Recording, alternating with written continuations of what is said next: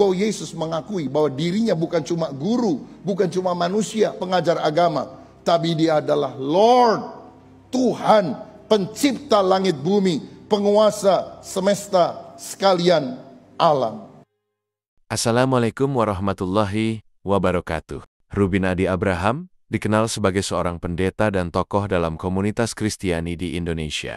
Dalam keyakinan mereka, Yesus Kristus dianggap sebagai Tuhan dan Juru Selamat, sebagaimana yang diajarkan dalam ajaran Kristen. Namun jika merujuk pada kitab mereka sendiri, ada banyak ayat yang menunjukkan bahwa Yesus beribadah dan berdoa kepada Allah, yang mengindikasikan bahwa Yesus bukan Tuhan, melainkan seorang utusan atau hamba Allah. Dalam video kali ini kita akan menyaksikan di mana letak kebenaran yang sesungguhnya. Usahakan simak sampai akhir, agar tidak terjadi kesalahpahaman. Dan semoga dengan adanya video ini, bisa mengugah mata hati, serta pencerahan untuk kita, khususnya umat muslim, agar menambah ketakwaan kita kepada Allah. Nah, ada orang pernah bilang gini, kalau saya bisa temukan ayat dalam Alkitab, bahwa Yesus ngomong langsung bahwa dia adalah Tuhan, baru saya percaya. Karena Alkitab pasti tidak pernah mencatat perkataan Yesus ngomong sendiri, aku adalah Tuhan. Yang ngomong itu kan Thomas, yang ngomong itu kan Yohanes, yang ngomong itu kan Paulus. Mana Yesus pernah ngomong bahwa dia adalah Tuhan? Baca Yohanes 13 ayat 13. Kamu menyebut aku guru dan Tuhan, dan katamu itu tepat, sebab memang akulah guru dan Tuhan. Pertanyaan saya, pernahkah Yesus menyebut dirinya sebagai Tuhan? Yohanes 13 ayat 13. Ingat ayat itu. Akulah guru dan Tuhan. Kamu yang ngomong aku guru dan Tuhan, benar, sebab memang akulah guru dan Tuhan. Bukankah itu menunjukkan bahwa Yesus mengakui bahwa dirinya bukan cuma guru, bukan cuma manusia, pengajar agama, tapi dia adalah Lord, Tuhan, pencipta langit bumi, penguasa semesta sekalian alam. Ini ayatnya di Alkitab Kristen. Yesus berdoa kepada Allah semalam-malaman.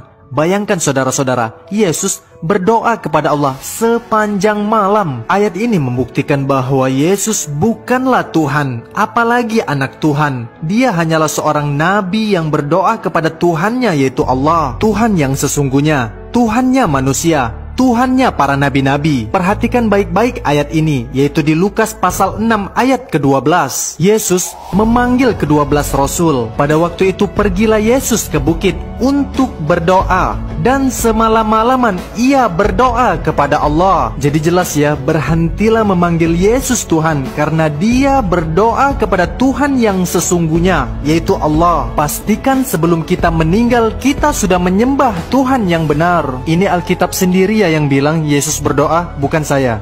Saya pernah ditanya, Ustaz, kenapa Anda tidak mengakui Isa sebagai Tuhan? Isa kan Nabi, saya bilang. Tapi Isa kan luar biasa. Isa satu-satunya makhluk yang diciptakan tanpa Bapa. Tanpa Bapa, makanya kami akui sebagai Tuhan. Saya katakan, mohon maaf, walaupun ini belum dihapus, tapi kita lihat baik-baik. Gak apa-apa ya. Perhatikan baik-baik. Kalau Isa ditetapkan sebagai Tuhan hanya karena lahir tanpa Bapa, saya tanya kenapa Adam tidak ditetapkan sebagai Tuhan? Karena Adam lebih hebat daripada Isa, lahir tanpa Bapa dan Ibu. Lalu disampaikan kemudian, Ustadz, tapi kan Isa bisa menghidupkan orang mati. Lalu kami tegaskan, yang menghidupkan orang mati, makhluk mati bukan cuma Isa. Nabi Ibrahim pernah menghidupkan makhluk mati dengan izin Allah, dan caranya lebih hebat dibanding Nabi Isa. Buka Quran surah kedua Al-Baqarah ayat 260, paling kiri sebelah atas. Wa idh qala Ibrahim rabbi arini kaifa tuhyil mauta. Ketika Ibrahim menyampaikan kepada Rabbnya, ya Allah, tolong tunjukkan pada saya bagaimana menghidupkan yang mati. Qala awalam tu'min. Allah berfirman, kamu enggak yakin dengan saya? Qala bala walakin liyatma'inna qalbi. Saya yakin ya Allah, tapi tolong tunjukkan supaya hati saya lebih tenang saja, supaya hati lebih tenang. Lihat baik-baik, kata Allah, ambil burung, potong-potong, kemudian tebarkan di setiap bukit. Jadi setiap bagiannya pisahkan, simpan bukit 1, bukit 2, bukit 3. Thummad'uhunna ya'tinaka sa'ya. Kamu tinggal panggil, hei datang dengan izin Allah. Isa manggil, hei hidup dengan izin Allah. Ibrahim manggil, hei hidup datang dengan izin Allah. Nabi Isa menghidupkan yang mati, maaf masih utuh. Ditepuk, bangun dengan izin Allah. Nabi Ibrahim lebih canggih. Dipotong-potong dulu, disebar, dipanggil, hidup dengan izin Allah, nyatu lagi dengan izin Allah Subhanahu wa taala. Lalu kami sampaikan, kalau Nabi Ibrahim menghidupkan yang lebih canggih dengan izin Allah, kenapa beliau tidak disebut sebagai Tuhan? Makanya di sini kemudian Allah menegaskan, inna, awas hati-hati, sungguh penciptaan Isa itu seperti halnya penciptaan Adam. Kamatsali Adam, seperti halnya penciptaan Adam alaihissalam. Maksudnya sama-sama sebagai manusia, sama-sama bersumber dari ciptaan Allah Subhanahu wa taala. Paham sampai sini? Sekarang kita kembalikan. Saya ulang baik-baik. Tadi yang diciptakan tanpa ayah dan ibu siapa? Adam alaihissalam. Nah, setelah Adam turun ke bumi, kemudian bersanding dengan Sayyidah Hawa, dari situlah melahirkan keturunan-keturunan. Keturunannya disebut dengan Bani Adam. Semua anak cucu Adam akan berproses kehidupan berbeda dengan Adam. Kalau Adam tidak melalui fase kandungan, maka semua anak cucu Adam akan melalui proses kandungan. Disebut dengan Bani Adam 7 kali dalam Al-Quran. Ya. Perhatikan baik-baik. Bani, anak keturunan. Adam dari Adam plus istrinya Hawa. Jadi kalau kita akan cari keturunan kita, semua akan tersambung ke Adam. Antum silakan cari bapaknya, kakeknya, kakek buyutnya, nenek moyangnya. Antum mau cari sampai kiamat pun antum hitung, ujung-ujungnya kembali kepada Adam. Nabi Isa kembali kepada Adam.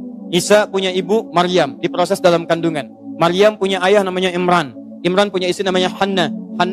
Imran satu jalur dengan Yusuf. Ya, di situ ada Nabi Zakaria. Yusuf naik lagi ke atasnya ada Yakub. Yakub kemudian anaknya Ishak. Ishak anaknya Ibrahim alaihissalam jami'an. Ibrahim nyambung ke Adam alaihissalam. Dari jalur Ibrahim ada Nabi Ismail. Dari Nabi Ismail ke Nabi Muhammad SAW. Dari situ kemudian turun sampai ke kita sekarang.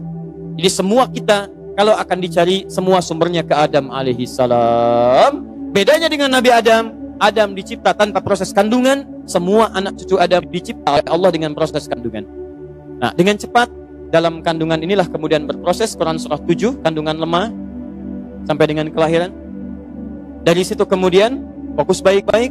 Ada proses dalam kandungan. Quran surah 22 ayat 5, Quran surah 23 ayat 12 sampai dengan 6. Ustadz Adi Hidayat menjelaskan bahwa dalam banyak ayat di Alkitab, Yesus sendiri menegaskan bahwa dirinya diutus oleh Allah dan berserah diri kepadanya. Ini menunjukkan bahwa konsep ketuhanan Yesus adalah sesuatu yang berkembang dalam sejarah teologi Kristen, bukan ajaran asli yang dibawa oleh Yesus sendiri. Sebagai manusia yang diberi akal, sudah selayaknya kita merenungkan dan mencari kebenaran berdasarkan dalil-dalil yang sahih. Semoga kita semua diberi hidayah dan petunjuk oleh Allah untuk memahami ajaran yang benar. Wassalamualaikum warahmatullahi wabarakatuh.